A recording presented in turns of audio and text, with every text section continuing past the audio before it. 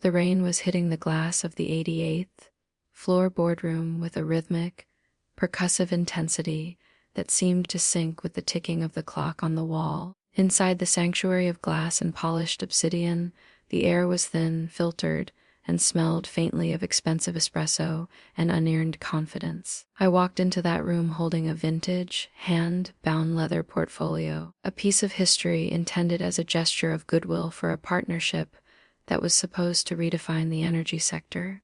It was a 4 billion handshake in the making, but as I approached the long oval table, I realized that the woman at the head of it, Juliana Sterling, had already decided what I was worth.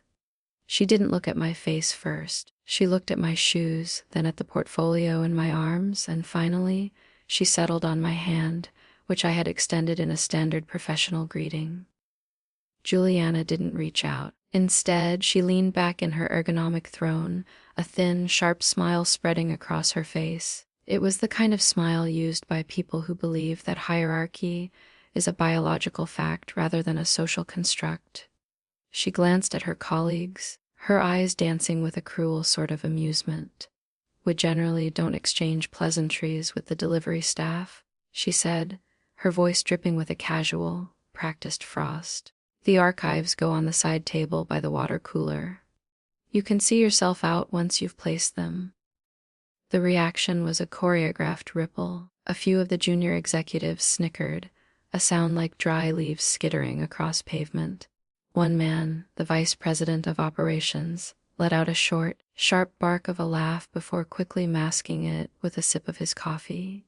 The red light on the camera at the center of the table blinked steadily, broadcasting this moment to the satellite offices across 3 continents. I didn't retract my hand. I stood there, my arm extended, my expression as neutral as the gray sky outside the window. I wanted her to feel the weight of my stillness. For a heartbeat, Juliana's composure flickered. She wasn't used to silence that didn't involve submission. She expected me to blush, to stammer an apology, and to scurry away. When I didn't, her eyes hardened. "Did you lose your way, or are you just slow?" she asked. "I am exactly where I was requested to be," I replied.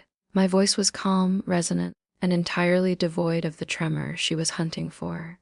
She sighed, the sound of a queen burdened by the incompetence of the peasantry.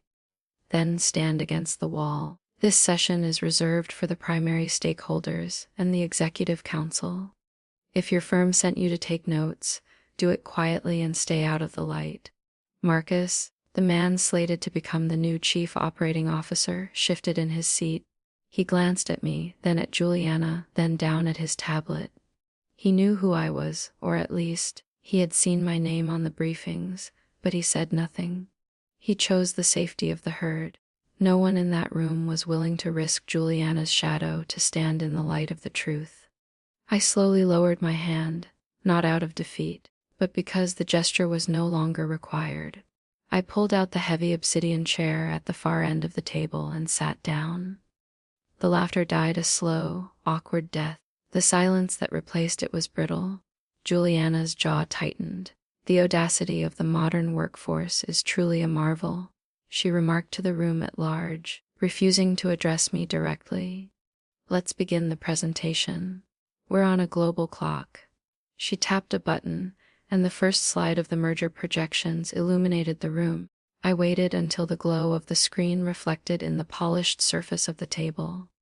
"Before you proceed with the Q3 projections," I said, cutting through her opening sentence, "there is a fundamental variable you've failed to account for." Juliana stopped mid-breath.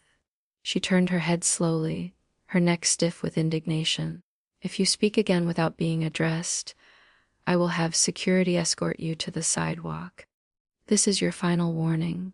I looked her directly in the eye, my gaze unfaltering. "If you refuse to acknowledge the person holding the pen," I said, "then by the time the markets open tomorrow morning, the 4 billion liquidity injection from the Valerius Group will be officially retracted from this deal. The merger will not only fail, it will collapse under the weight of its own debt." The silence that followed was different this time. It wasn't the silence of mockery, It was the silence of a vacuum. It felt like the oxygen had been sucked out of the room by a sudden, invisible force. Juliana scoffed, but it was a weak sound, a reflex of a dying ego. The Valerius Group is represented by a senior managing partner, she said, though her voice lacked its previous bite. They don't send courier girls to finalize multi-billion-dollar acquisitions. They don't, I agreed. They send the person who founded the firm. They send the person whose signature is required on the final transfer of funds. That would be me. The finance director, a man named Elias who had been frantically checking his phone since I spoke, suddenly went pale. He leaned over and whispered something into Juliana's ear. I watched the blood leave her face. It was a fascinating transition from the flushed pink of arrogance to the chalky white of realization. The story you are witnessing, I said, pitching my voice for the microphone at the center of the table, is a masterclass in the cost of arrogance. While the numbers on these screens represent the labor of thousands of employees, the leadership in this room believes that those people are invisible. They believe that power is the right to be cruel. But in my world, power is the ability to walk away when the culture no longer matches the capital. I stood up. I didn't wait for her response. I watched as the board members scrambled. I watched as Marcus finally found his voice, calling out my name as I reached the door. I didn't turn back. I walked out into the corridor, the vintage ledger still tucked under my arm. No one stopped me. The security guards, sensing the shift in the atmosphere, simply held the doors open as I passed. The elevator ride down was quiet. I took out my phone and dialed a single number. Activate the conduct and integrity exit clause, I said as soon as the line picked up. Full withdrawal of all Series A and B commitments for the Sterling Beckett merger. Reason code material breach of reputational standards during negotiations. Yes, effective immediately. Notify the SEC and the lead underwriters within the hour. When I stepped out onto the street, the rain had slowed to a drizzle. I walked to the corner where my car was waiting. My driver, an older man named Silas who had been with me since the beginning, opened the door. He noticed the ledger. The meeting didn't go as planned, Miss Vance. It went exactly as it needed to, Silas, I replied, sliding into the back seat. Sometimes you have to burn a bridge to light the way forward. By the time I reached my hotel, the digital world was already in a frenzy. My phone was a glowing brick of notifications. The news of the withdrawal had leaked, or rather, it had been calculatedly released by my firm's PR team. The headlines were savage. Sterling Beckett merger implodes as Valerius Group pulls $3.4 billion. The handshake that cost a fortune, Juliana Sterling's fatal miscalculation. I went to the hotel bar, ordered a glass of scotch, and sat in a corner booth. I watched the television above the bar. A financial analyst was gesturing wildly at a chart showing a vertical drop in Sterling Beckett's pre-market valuation. This is unprecedented, the analyst shouted over the ticker tape. A fund of this size withdrawing on the eve of the signing. There are rumors of a massive fallout in the boardroom. If this is true, the board will have no choice but to purge the entire executive suite by midnight. I sipped my drink, feeling the heat of the alcohol settle in my chest. My phone rang. It was Marcus, the would-be COO. I let it ring. It rang again. On the third attempt, I answered. "Elena, please," he said, his voice sounding thin and desperate. "What can fix this? Juliana is. She's being handled. The board has already stripped her of her chairwoman title. We're drafting a formal apology. We'll give you whatever terms you want. We can increase the equity stake. Just don't do this. You're killing the company." "I'm not killing the company, Marcus," I said softly. The company was already dead. It just didn't know it yet. You sat in that room and watched a person be treated like a ghost because you thought it was the price of your promotion. You had a dozen chances to speak up, to correct the record, to show a shred of character. You chose the chair. Now, you get to sit in it while the building burns around you. "That's cold, Elena," he whispered. "No," I replied. "It's a balanced ledger. Goodbye, Marcus." I hung up and blocked the number. The next 48 hours were a whirlwind of corporate collapse and restructuring. By the following morning, Juliana Sterling had been escorted from the building by the very security team she had threatened to use on me. The images of her leaving with a cardboard box were the top trending photos on every social media platform. The conduct clause, a legal safeguard I had spent years perfecting, was being hailed as a revolutionary tool for ethical investing. But I wasn't interested in the accolades. I was interested in the next move.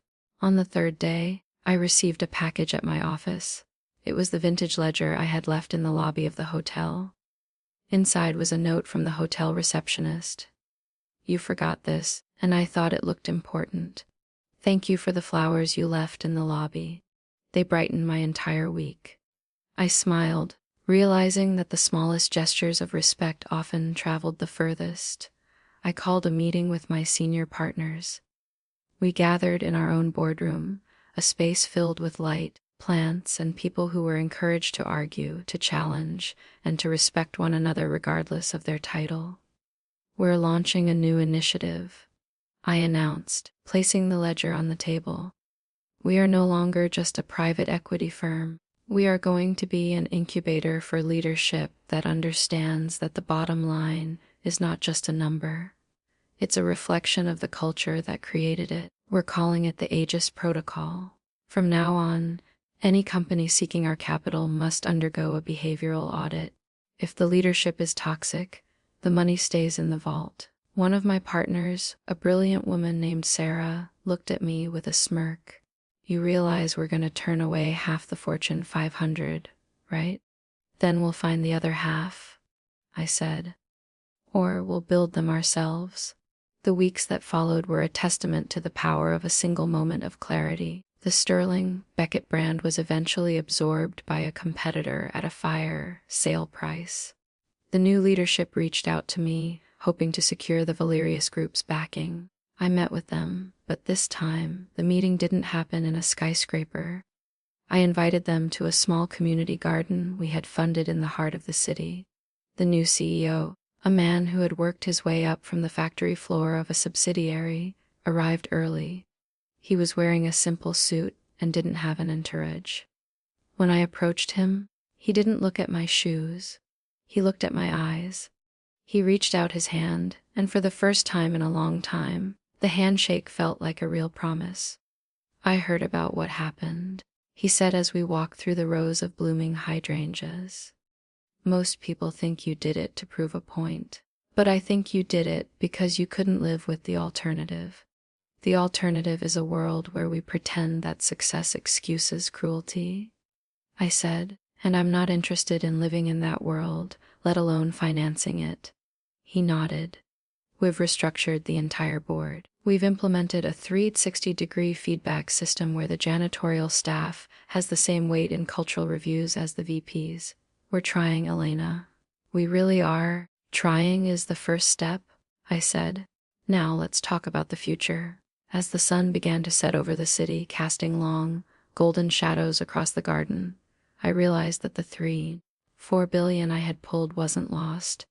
It was just waiting for a place where it could actually grow. The lesson I carry forward isn't about revenge, though the internet loves to call it that.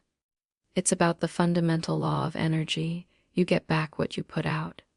If you put out disdain, you will eventually find yourself alone in a room full of people waiting for you to fail. But if you lead with the understanding that every person in the room, from the CEO to the person delivering the mail, carries a piece of the company's soul, then you don't just build a business, you build a legacy. I eventually took that vintage ledger and placed it in a glass case in our lobby. It serves as a reminder to every person who walks through our doors. It's not a symbol of wealth, it's a symbol of the day the world learned that a handshake isn't a formality, it's a contract of mutual humanity. And if you're not willing to sign that contract, you don't belong at the table. Years later, I was invited to speak at a major economic summit. The room was packed with the most powerful people in global finance. As I walked onto the stage, the applause was thunderous, but I looked out into the crowd and saw a familiar face in the back row. It was Juliana Sterling. She looked older, her sharp edges softened by the weight of a public fall from grace. She wasn't on the guest list of the powerful anymore. She was a spectator. After my speech, as I was navigating the crowd, she approached me. The people around us tensed, expecting a confrontation. But Juliana didn't look angry. She looked tired. "I wanted to thank you," she said, her voice barely a whisper. I was surprised. "For what, Juliana?" "For stopping me," she said. I had become someone I didn't recognize. I thought the noise and the power were the only things that mattered. Losing everything was the only thing that could have made me see the people again. I'm working for a non-profit now. I'm a junior coordinator. I'm the one taking the notes now. I looked at her, and for the first time, I didn't see an antagonist. I saw a person who had finally learned the lesson. I reached out and shook her hand. This time she held on for a second longer than necessary. "Everyone deserves a second act, Juliana," I said. "Just make sure this one is written with a better pen." She smiled, a real one this time, and disappeared into the crowd. I walked out of the summit and into the cool evening air. The city was a sea of lights, each one representing a story, a struggle, and a choice. I realized then that my work wasn't about the billions of dollars or the high-stakes mergers. It was about the moments of quiet integrity that happen when no one is looking. It was about the courage to be human in a world that often asks us to be machines. I got into my car and looked at my phone. There was a message from my team. "The Aegis Protocol has just been adopted by the World Bank as a gold standard for investment." I leaned my head back against the seat and closed my eyes. The rain started to fall again, a gentle tapping against the roof. It was a good sound. It sounded like progress. It sounded like the truth. And for the first time in a very long time, the silence was exactly what it was meant to be: peaceful. The story of that meeting became a legend in the corporate world, a cautionary tale whispered in boardrooms whenever someone began to feel too powerful to be polite. It was called "The Day the Flowers Talked," though there were no flowers in my version of the room, only a ledger and a choice.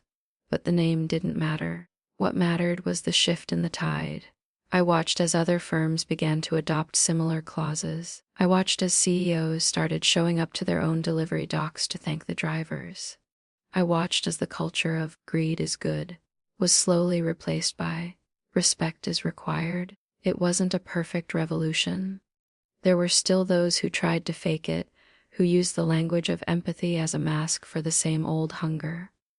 But they were easier to spot now. The light was brighter. The cameras were always on. And the world had learned that the most dangerous person in the room isn't the one screaming at the head of the table. It's the one sitting quietly at the end, holding the power to walk away. I often think back to that 88th floor boardroom. I think about the smell of the espresso and the sound of the rain. I think about the moment I reached across the table and was met with a wall of ice. I don't feel anger when I think about it. I feel gratitude.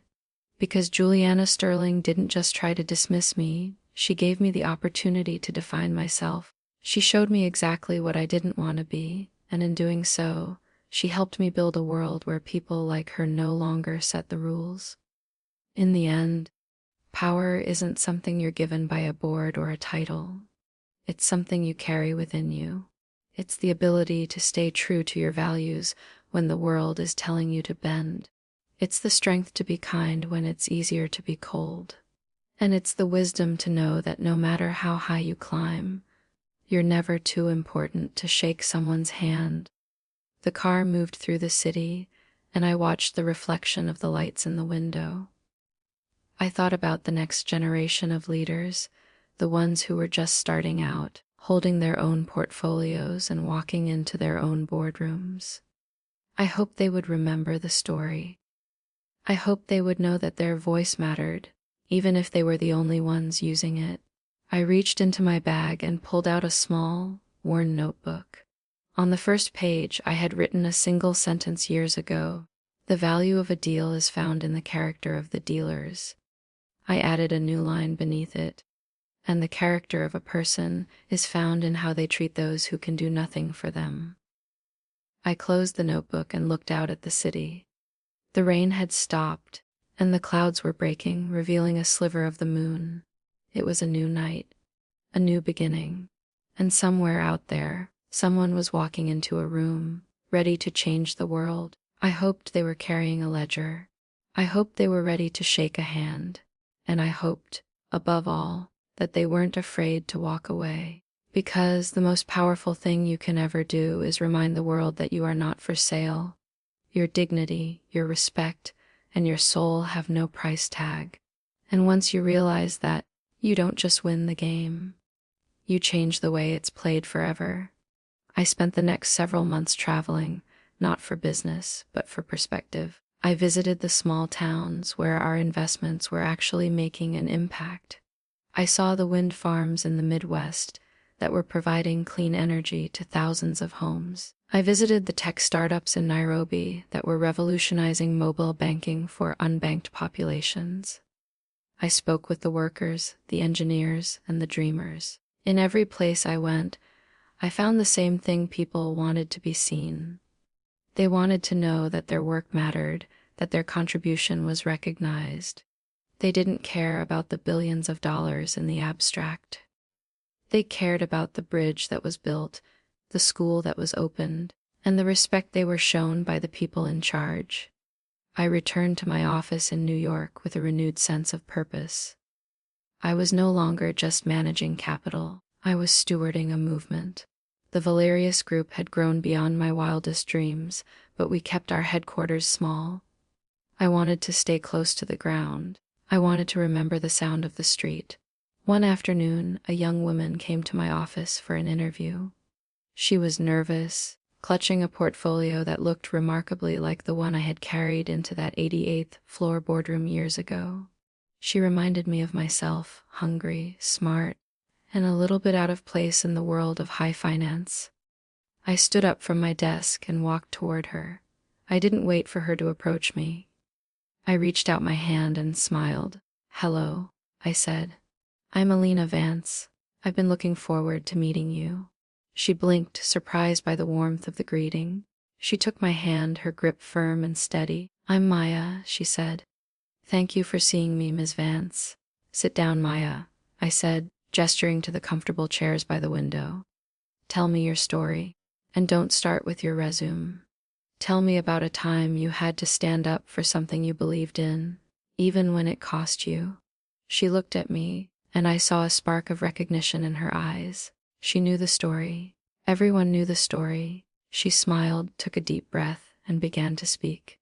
As I listened to her, I realized that the $3-4 billion I had pulled from that merger was the best investment I had ever made. Not because of the money I saved, but because of the message I sent. It was a message that had reached Maya. It was a message that was changing the world, one handshake at a time. The legacy of the Valerius Group wasn't written in the ledgers of the banks. It was written in the lives of the people who were no longer afraid to be heard. It was written in the boardrooms where arrogance was no longer tolerated. And it was written in the heart of every person who knew that they belonged at the table, not because of their title, but because of their humanity. I looked out the window at the city I loved. It was a place of endless struggle and infinite possibility, and as long as there were people like Maya walking into rooms with portfolios and courage, I knew the future was in good hands. The light in the office began to fade as the sun dipped below the horizon. I walked Maya to the door, thanked her for her time, and told her she'd be hearing from us soon. As she left, she turned back and said, "Ms. Vance, thank you for not being like the stories they tell about people in your position." "The stories are changing, Maya," I said, "and you're going to be one of the ones who writes the next chapter." I went back to my desk and sat in the quiet. I thought about the long journey from that 88th floor to this moment. I thought about the people I had lost and the friends I had made. I thought about the billions of dollars that had flowed through my hands and the single handshake that had meant more than all of them combined. I picked up my pen and opened my notebook to a fresh page. I didn't write about mergers or acquisitions. I didn't write about market trends or interest rates. I wrote a single word, in large, bold letters. Rest. I stared at the word until the ink was dry. It was a simple word, but it was the foundation of everything I had built. It was the cost of entry. It was the power of the walk away. And it was the only thing that truly mattered in the end. I closed the notebook, turned off the light, and walked out of the office. The hallway was empty, but it didn't feel lonely. It felt full of the echoes of 1,000 voices, all of them finally being heard. I stepped into the elevator and pressed the button for the lobby. As the doors closed, I caught my reflection in the polished metal. I saw a woman who had fought for her place at the table and then decided to build a better table. I saw a woman who knew her worth and wasn't afraid to demand it for others. I saw a woman who was finally at peace. The elevator reached the ground floor, and the doors opened into the bustling lobby. I walked out into the night, the cool air hitting my face. The city was alive, a symphony of light and sound. I merged into the crowd, just another person in the sea of humanity. But I knew who I was. I knew what I stood for, and I knew that as long as I carried that with me, I would never be lost. The world is full of boardrooms and glass towers. It's full of people who think that power is a weapon and that kindness is a weakness, but they are wrong. Power is a responsibility, and kindness is the greatest strength of all, and the moment you realize that you become unstoppable. I walked toward the subway, my steps light and purposeful. I had a lot of work to do. There were more bridges to build, more schools to open, and more people to see. There were more stories to be written, and I couldn't wait to see how they would end. Because in the end, the only thing we leave behind is the way we treated people.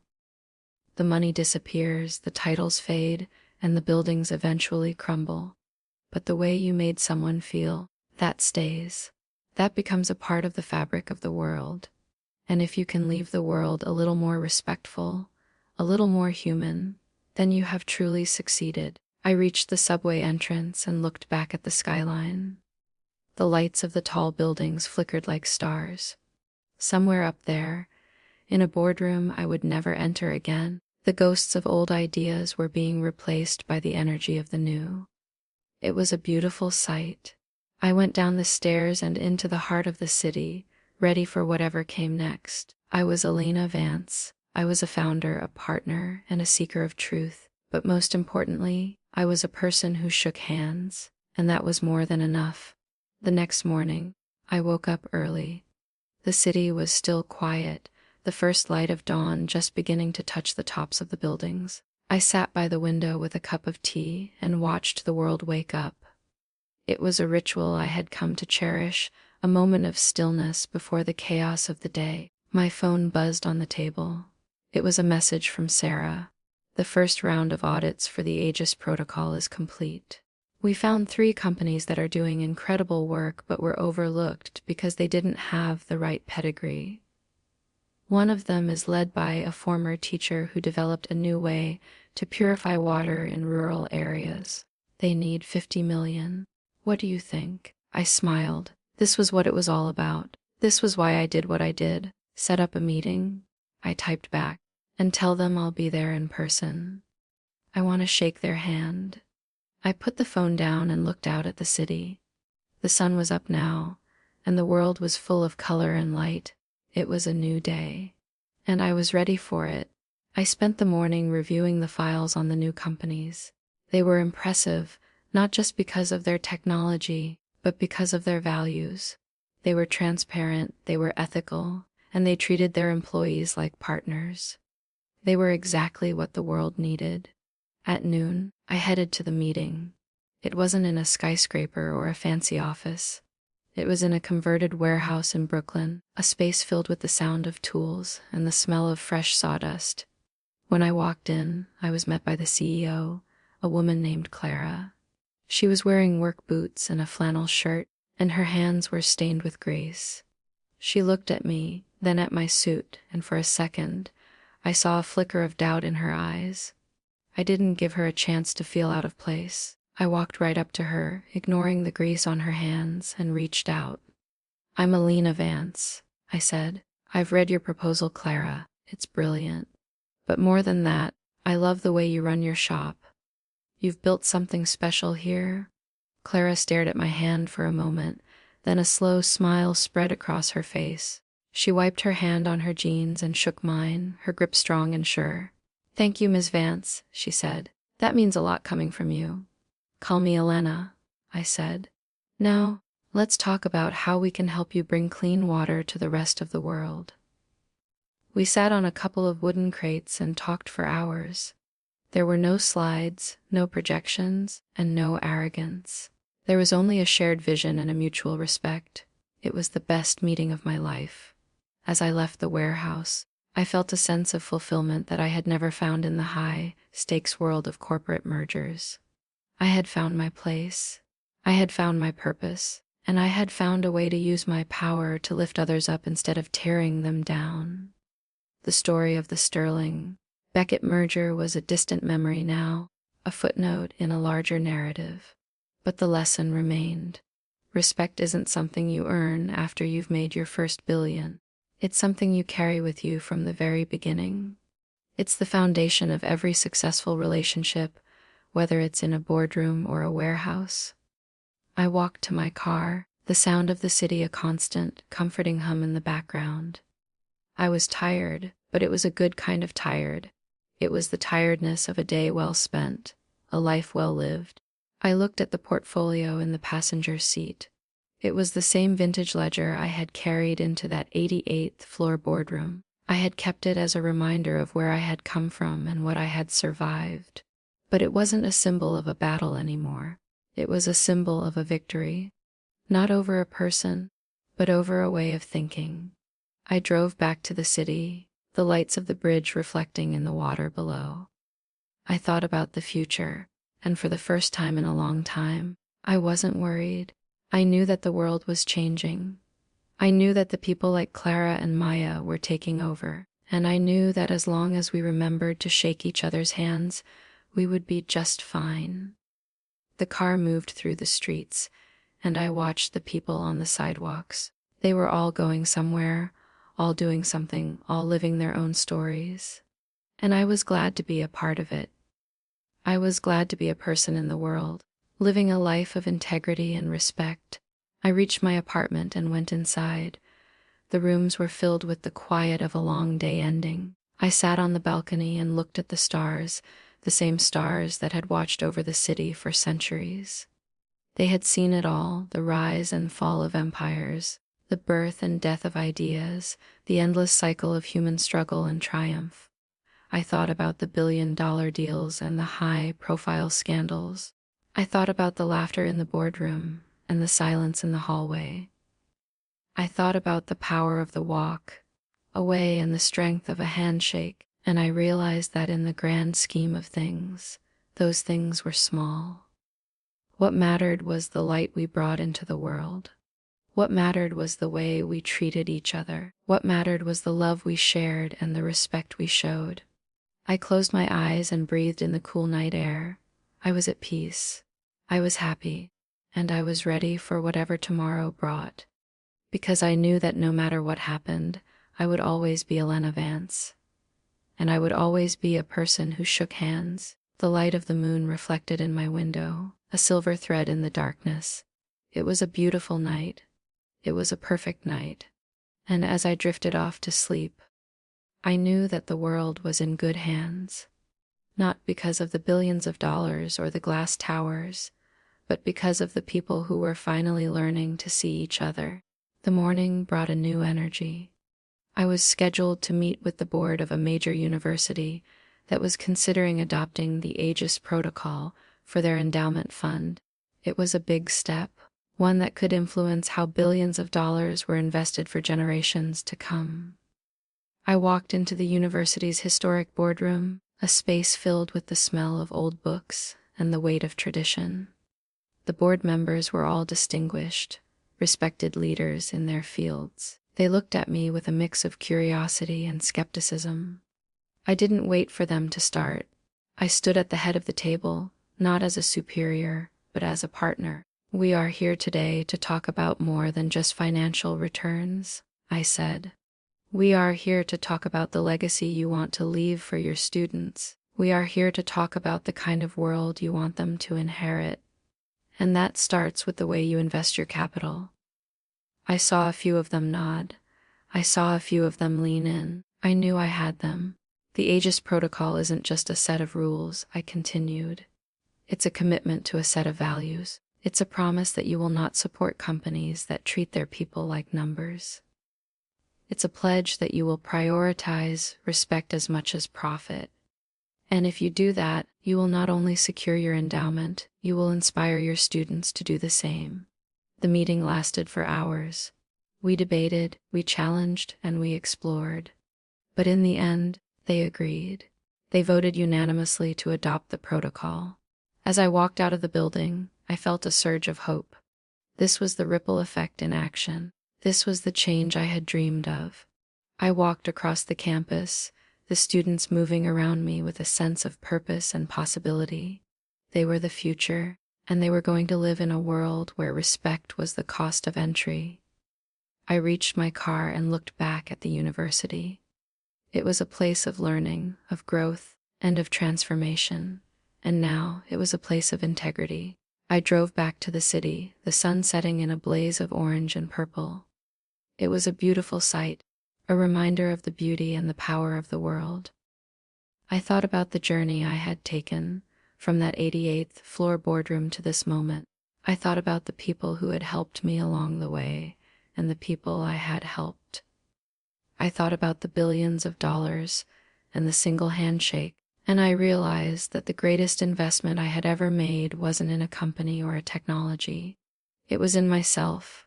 It was the decision to be a person of integrity, no matter the cost.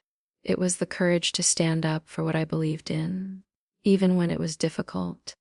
And it was the wisdom to know that respect is the most valuable currency of all. I reached my office and sat at my desk. The room was quiet, the only sound the distant hum of the city.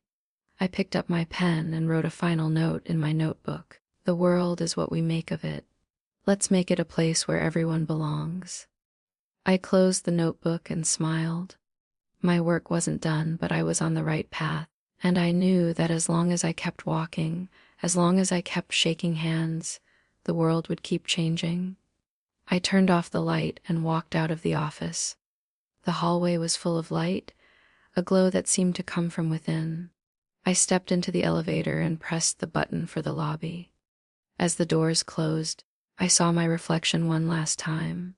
I saw a woman who was strong, wise, and at peace. I saw a woman who had changed the world, and I knew that the best was yet to come. The elevator reached the ground floor, and I walked out into the night. The city was alive, a sea of light and sound. I merged into the crowd, my heart full of hope and my mind full of dreams. I was Alina Vance, and I was just getting started. The streets of New York were buzzing with the usual late night energy, but to me, it felt different. There was a clarity to the air, a sense that the invisible lines of power were being redrawn. I walked past a newsstand and saw my own name on the cover of a major business magazine. The headline read, "The Architect of Integrity: How Alina Vance is Rewriting the Rules of Capitalism." I didn't stop to buy a copy. I didn't need the validation of a magazine to know that what I was doing was right. I felt it in the handshakes I exchanged every day. I felt it in the eyes of the people I worked with. I felt it in the quiet moments of my own life. I walked to a small park near my apartment and sat on a bench. The trees were rustling in the breeze, and the fountain was bubbling nearby. It was a peaceful spot, a sanctuary in the middle of the chaos. I thought about the people who were still trapped in the old way of thinking. I thought about the Juliana Sterlings and the Marcuses of the world. I didn't feel sorry for them, but I didn't feel anger either. I felt a sense of detachment. They were living in a world that was slowly disappearing, a world built on the fragile foundation of ego and greed. But the new world was being built on something much stronger. It was being built on the bedrock of respect. It was being built on the understanding that we are all connected, and that our success is tied to the success of others. I looked up at the stars, the same stars that had guided explorers and dreamers for thousands of years. They seemed brighter tonight, more vibrant, or maybe it was just that I was seeing them more clearly. I realized then that the most important thing I had learned wasn't about finance or leadership. It was about humanity. It was about the simple act of seeing another person as they truly are and honoring the spark of life within them. That was the true power.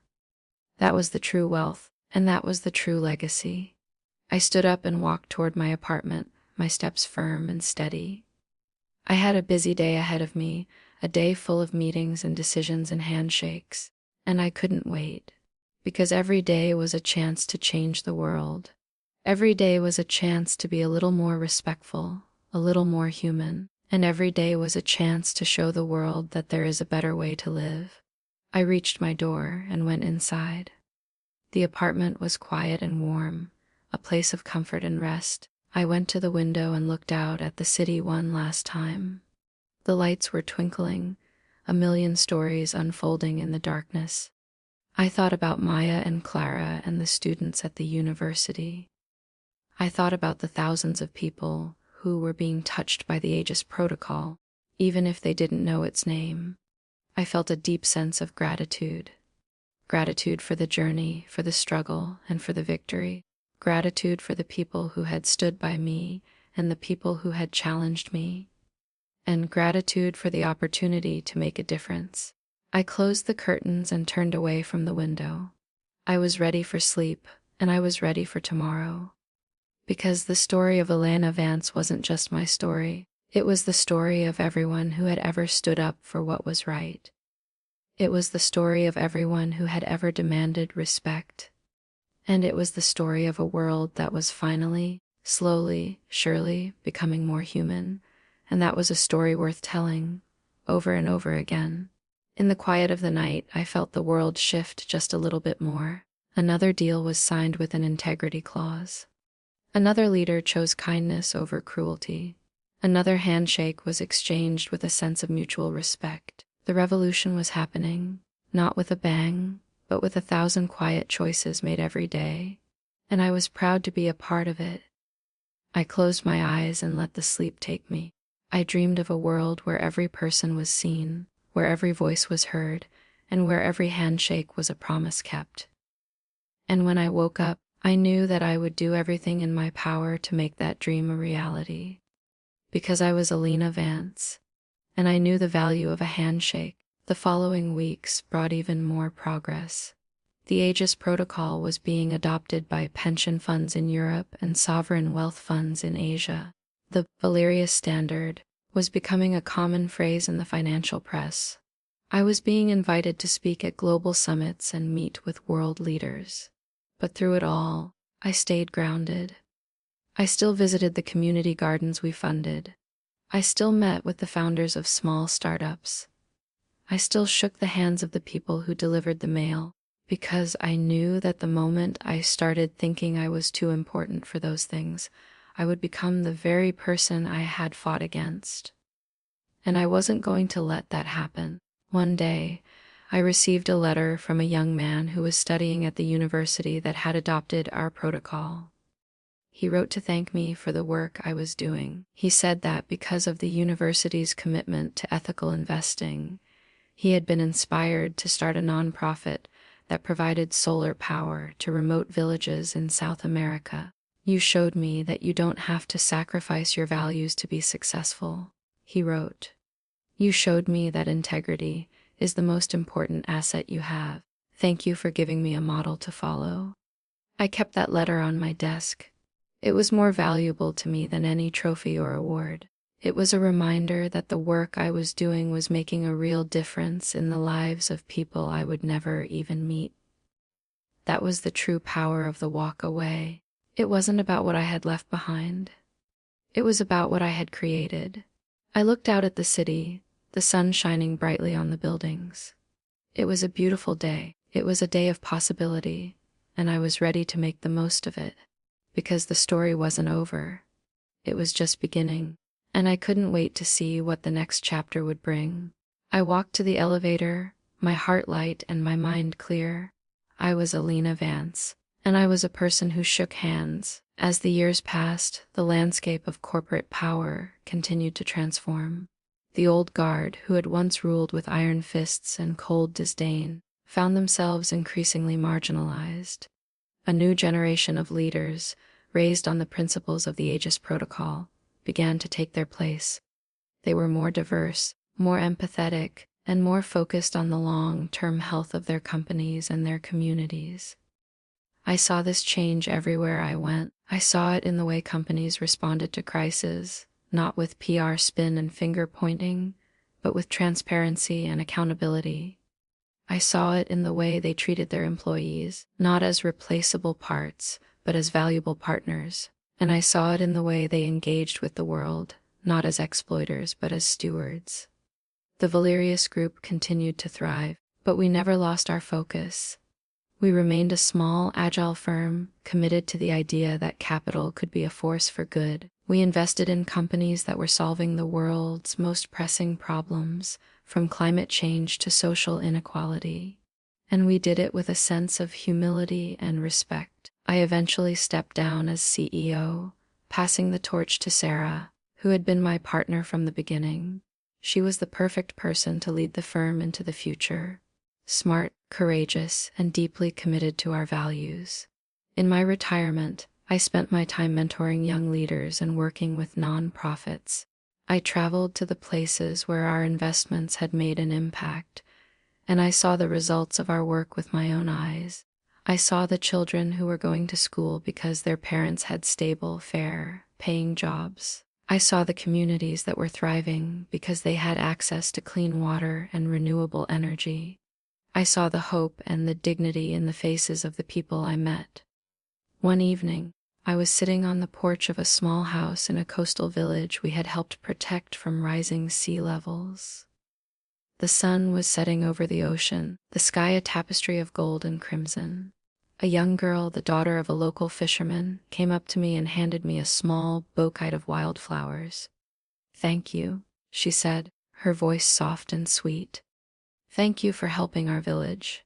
I looked at the flowers, then at the girl.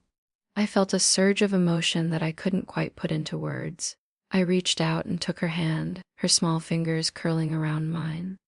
"You're very welcome," I said, "and thank you for the beautiful flowers." As I sat there, holding the flowers and the hand of a child, I realized that this was the most important moment of my life.